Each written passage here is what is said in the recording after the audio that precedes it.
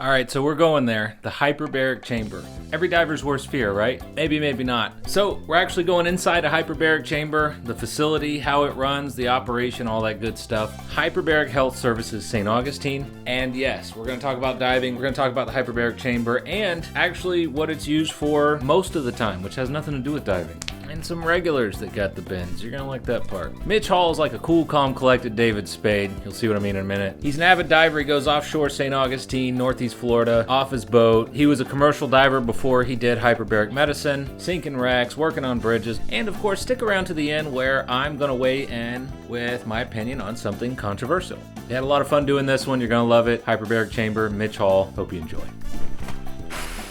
Mitch, thanks for coming on. Hey, thanks for coming by.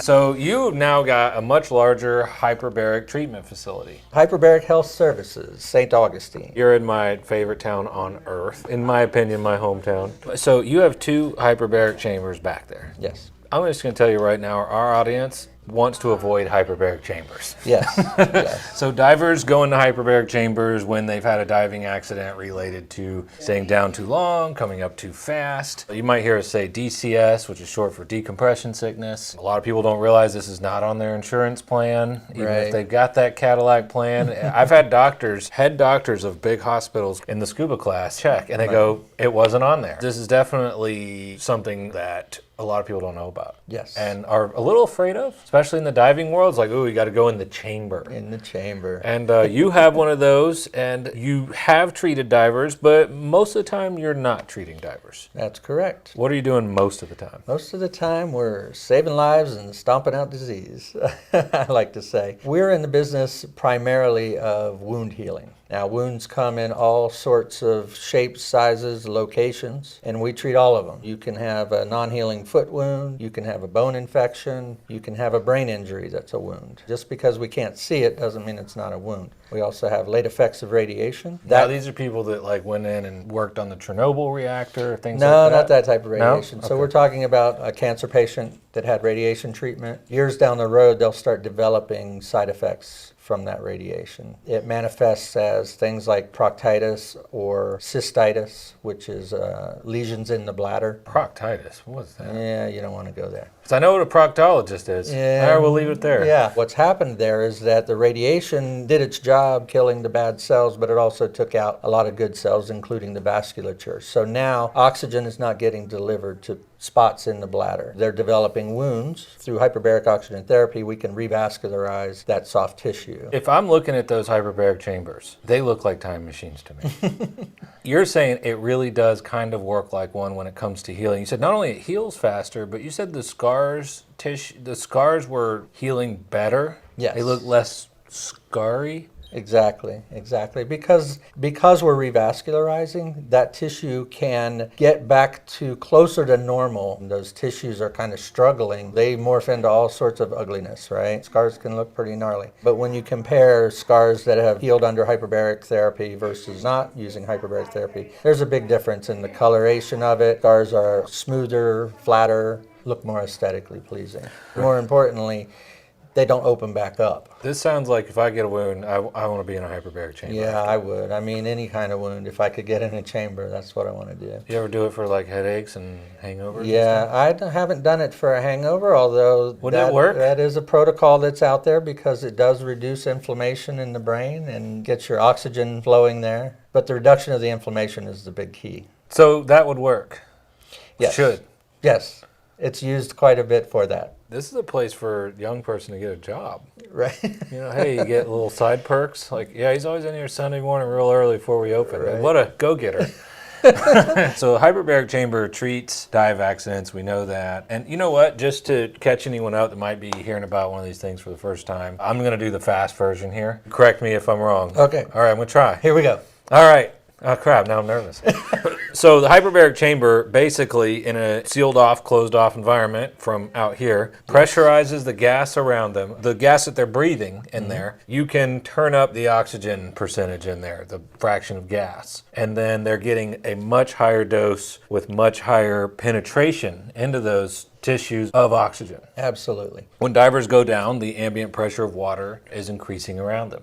And at 33 feet in the ocean, it's doubled from what it is up here. At 66 feet, it's tripled, 99 quadrupled, and so on. Right. When you put them in there and pressurize it, you guys have used the term, we take them down. Right. So it's like going down to more pressure underwater, kind of. Correct. And you said it's the equivalent of typically you take them down to what depth? Typically in wound healing, we're doing 2 to 2.4 ATA, which is 33 to 42 feet of seawater. So it's the equivalent of taking them down to 32 to 40 something feet of seawater. Right. Now, when people are under pressure in there, do you feel it? You do not. The only time you feel it, well, you'll feel it on your eardrums, you'll feel it on your sinuses. Just like clearing going Just down. like clearing your ears. That's Cool. what they got to do. Yes. The only effect that the pressure has is on any cavity with airspace in it. So your lungs, your ears, and your sinuses. That's where you're going to feel it. We know that our tissues and your stomach if you eat the wrong food, kind of taco truck. whatever air pockets you have in your gut. That's correct. So do you ever tell people, like, don't swing by? There's a good taco truck out here, but don't go there till after? Absolutely. They are encouraged to not eat foods that's going to cause gas buildup while they're in the chamber. You've had divers come in. Yes. And you told me something when we were walking around back there that kind of hit home with me. And that is the divers that come in from getting the bends. You said they're usually spearfishers. Mm-hmm. It's not their first time. No. They tend to come back. Yeah. I joke with a couple of them that I'm going to give them a punch card and I'll just punch their card whenever they come in and they'll get a free one after a certain number of punches. Because literally they do return a couple of times a year. And this is an intentional thing, or is it an intentional accident? I think they feel like, well, Mitch will fix me. That's not good, though. That's not good. That's not good. And I tell them all the time, don't come back. You know, dive your tables, please. I don't want to see you back. Yeah, no one even knows what that means anymore. Right? Dive your tables. With the computers, Dive your computers. Yeah. I actually saw a post the other night that says, is this a red flag, people? And it was, we went to a dive operation, and they said they had all the gear we needed, and they didn't have computers, and they didn't use computers. Okay. And it was a guided dive. And I'm like, have we already forgotten about dive tables? And what people forget about is dive tables are actually, if you follow them, they're much more forgivable and they're much more conservative. Right, they are conservative. You know, as long as they have a depth gauge and some kind of watch or timer. Right. Even at the aquarium, I mean, there's none of that stuff because it's a set dive. We go in for this long, we go this deep max. Right. If they know the max depth and they're timing it and it's done as a group, I mean, that's how it was done forever, and you can do that right now. Yeah. Do you think people have gotten too reliant on dive computers? I think they can get a little reliant on technology. I love technology. It really does help us because with the computers, it's real-time adjusting. Right. If you bounce down to pick up your lobster net and you come back to this level here, your computer will allow for that. Right. A dive table doesn't. If you went down there, you were down there the whole time. So we had to come up sooner, right? There's something to say for that, but I never forget our roots, where we came from, dive tables. And I'll always compare what the computer is telling me to an actual dive table. And I go by the United States Navy dive tables. We use those for our treatments here. Do you think it's important for people to still have a general grasp of their dive tables? Absolutely. Because I know this seems a little off from we're at a hyperbaric facility, but not understanding that gets you back there. You will see dive tables are used for hyperbaric treatments, and especially when it comes to the multi-place chambers that are pressurized with regular air and they have an inside tender. That person that's in there, the tender that's taking care of the patients, they're basically scuba diving. And so they have to follow dive tables when they're in that chamber working. You know exactly where you are and for how long. It's Yeah. not like you're bobbling around a reef. I think I was this deep. Right, Yeah. right. I mean, that's the one, I guess, good thing with computers is they sort of take the guesswork out. But you know that technology can break, right? Yeah. It can, and your dive tables, also knowing those gives you something to fall back on if your computer does fritz out. So that you could either keep diving or at least know where you were for the next day. A lot of people aren't required, if they teach computers anymore, those standards have been removed if they have computers for most agencies. You got to teach one or the other, or you can do both. There's nothing stopping you from teaching tables. But for me, I don't need students to master tables. I do go over them. I would rather them get more bottom time with the limited time they have than sit in the classroom getting all pissy because they can't figure out the table on the board. Right. As long as they're diving computers, once they understand the tables and grasp it and they see how that time goes way down as you get deeper, it allows them to visualize what's going on Right. versus just going off my watch. computer? I think it's important that they understand the physiology behind it and why their computer's telling them to do this and that. What does this mean? Right. Yeah, I agree with that. I want to go back to one thing you were saying where the divers that get the bends, and you see them in your chambers here, your hyperbaric chambers, they tend to come back. And once they get the bends, they seem to be more prone to it afterwards statistically. If someone is in a position where they violate the tables, that seems to be a habitual offender. Well, I think it's more of there's a physiology behind it. Literature tells us that once you have taken a hit, you can be more susceptible to future hits. So you have to be extra cautious. You can have two divers dive the exact same profile, and one diver will get bent and the other one doesn't. Why? We don't know. You can have one diver that dove the same profile day after day after day, and then all of a sudden one day he gets bent. And then every day after that, he gets bent and bent and bent. Sorry to interrupt. I'm going to be real quick. If you want to support this channel, go to sweetwaterscuba.com. Info's in the description. You can get the blue shirts, the red hat, the vinyl holographic tank stickers that everybody seems to love, and of course the autographed children's books that come directly from me. And back to the show. I'll tell you real quick. One of my habituals eventually can't even snorkel anymore. He snorkeled to 50 feet and had to come and see me. So free diving got him bent? Free diving can get you bent as well. That's something that a lot of people don't know. And he ended up coming and being treated in your hyperbaric chamber. Yeah. And that was after they got bent diving. That was after I had already seen him a couple times the year before, and I told him every time, I said, eventually you're not going to be able to do this anymore. And sure enough, he came to me that final time and he said, Mitch, I've had to quit diving. And that was that. Wow. So, yeah. Just to recap, someone got the bends, and they kept getting it and coming in here. Now, you said this was somebody who was notorious for pushing their limits. They were an aggressive spear fisherman, yes. Okay. And you said it seems to be spear fishermen. It does. To get to that blue water that they're looking for and to get to the fish that they're looking for, they're now in 120 to 160 feet of water. They're going 20. They're not your recreational that are doing, 40-foot reef or, 60-foot wreck or whatever. It's But to a positive here, a lot of them do it regularly and don't have problems. yes, of course. Because they're following their computers, staying within them, not pushing. Absolutely. And dive the tables. bends are very rare. A lot of divers are scared of the hyperbaric chamber, and they're like, I don't want to go in a chamber.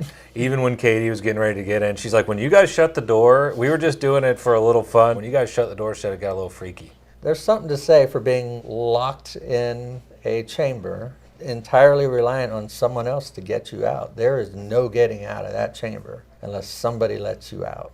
Now, you said you have someone in there at all times to make sure the person in there doesn't have a seizure, doesn't have a heart attack, or whatever. What if the person watching you has a seizure or a heart attack or whatever? We have backups for that too. So we're constantly checking on each other. Well, there's backups for the backups. So yeah, 2 is 1, 1 is none. Man, when you start teaching scuba diving, though, you need about 5 to have one. Because this one's free flowing, this one leaks, my gauge is, oh man, you wouldn't believe it. Once you got going and you're established working, as far as treatment of patients, what's something that kind of surprised you when you got going that you didn't expect that? the healing effect and changing people's lives. When I was a commercial diver and I was being taught the clinical side of hyperbaric, I didn't realize just what an impact I was having on their lives.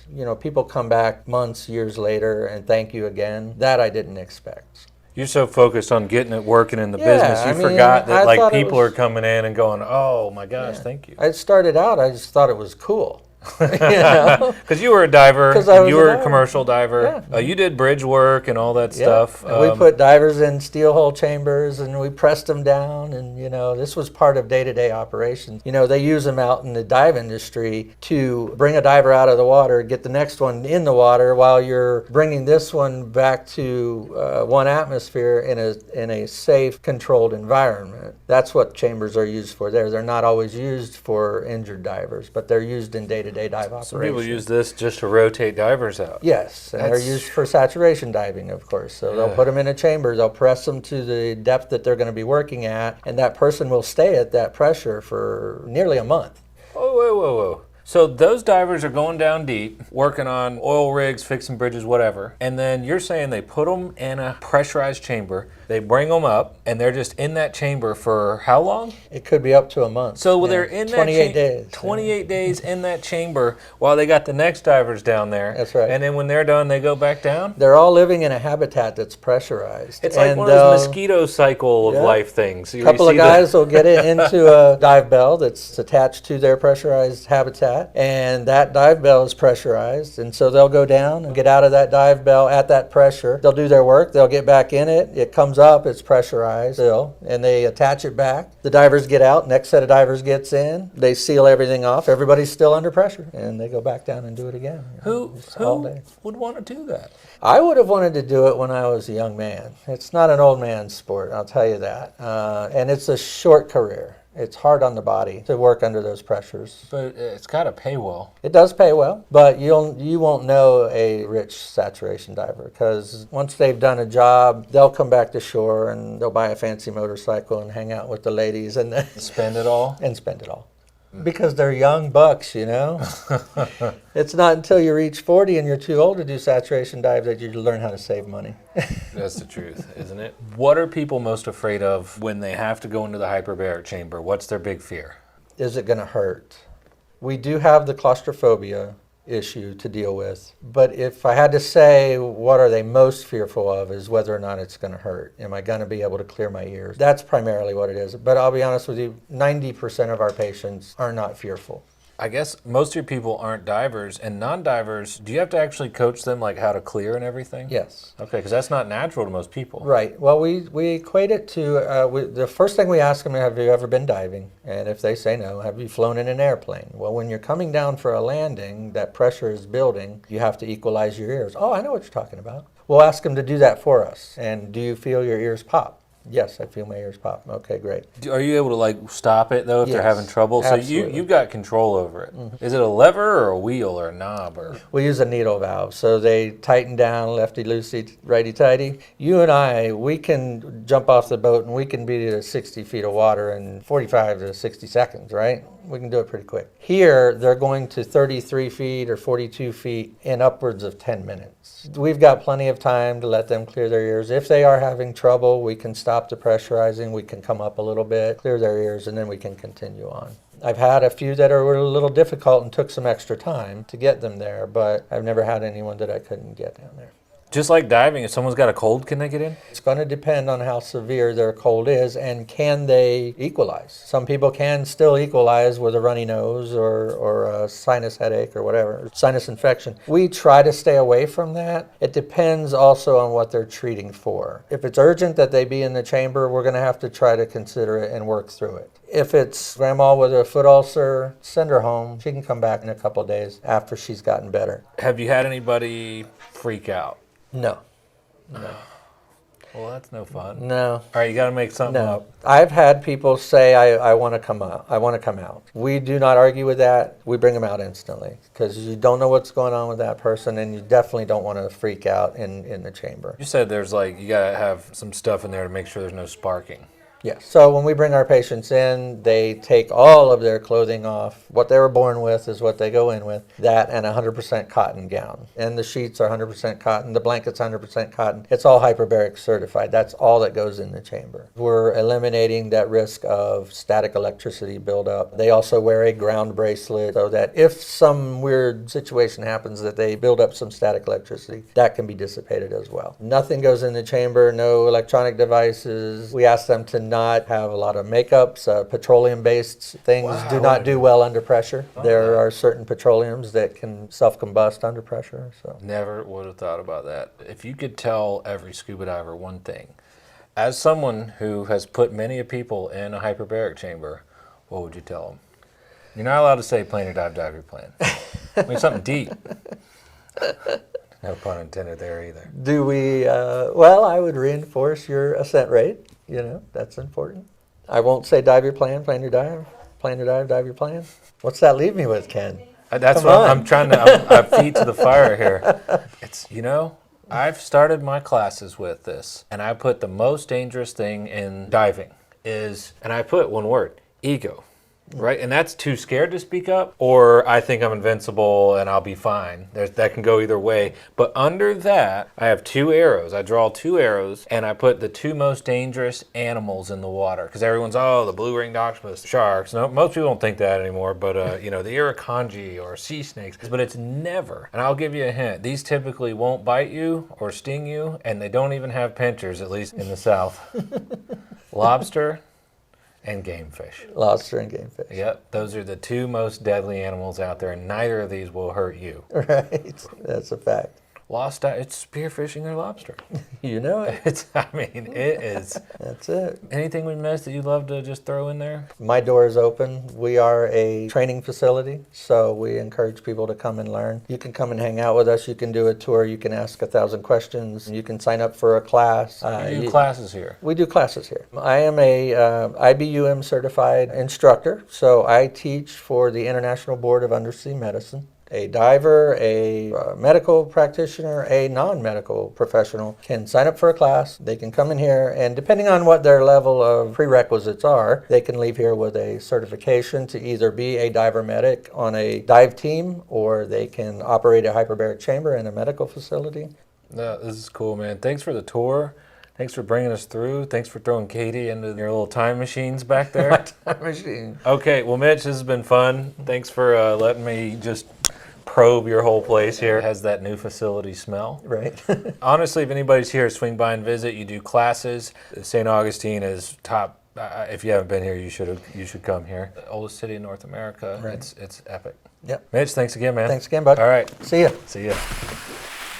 I don't know how controversial this is, but dive tables versus dive computers. I think by and large, dive computers are safer. They eliminate a lot of user error. Everybody should have one. It helps people analyze what happened during the dive. The benefits are huge. Do I think we should throw away the tables? No, but I've actually heard people saying, oh, they didn't even have dive computers. They're very unsafe. Actually, a dive table, in most cases, is gonna give you a more conservative dive profile. It's a good backup, and there's a lot of places where it is absolutely okay to just use dive tables and not have a computer. An aquarium is a perfect example. Controlled environments, known depths, where it's always planned. So, no, it is not a problem. Yes, computers are good. Yes, I think everyone should have one. I've got one right here. I also don't think you should spend class time in open water making people master dive tables, and here's why. Drawing out all those things, in my opinion, it's a waste of time. You know, I really don't see a lot of use for academics in open water other than some very basic stuff. I think more bottom time would do wonders. They're not gonna remember Boyle's Law in 2 years, and they're also not gonna remember how to dive. Which one's gonna hurt them? Not knowing how to dive. So I think it should be introduced. I think you should show everybody, make sure they can do it. No matter how well they ace it in the class, they're not going to remember it in a year from now anyways. But I think understanding that concept, what's going on, you see your maximum dive times at those depths getting smaller as you get deeper, you understanding nitrogen load and all that good stuff. I think just making sure they grasp the concept and go, oh, okay, I get what that means. I think that's pretty good. But then I think everyone should be trained how to use a computer, and I think everyone should get a computer.